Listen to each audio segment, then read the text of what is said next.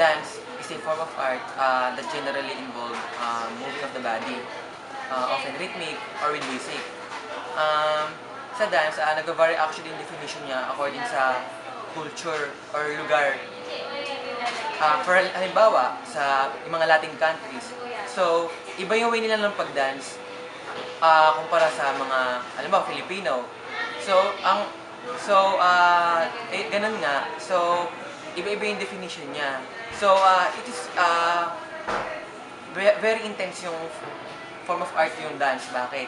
Kasi sa dance, nakapag-express tayo ng mga gusto nating sabihin sa paggalaw lang ng mga body, sa pamamagitan ng body movement. Halimbawa, sa Africa, during the Greek time, meron ding mga tatawag na erotic dance, in which sumasayaw sila para kuha ng attention ng taong gusto nila. Pero, it is still a form of art. Kumbaga, sa pamamagitan ng sayo nila, na ipaparating nila yung message nila dun sa audience nila. Or, example naman, in the modern days, o yung mga hip-hop, usong-uso ngayon yung cramping. So, pinapakita naman nila dito yung message nila, which is parang rebelde, something like that.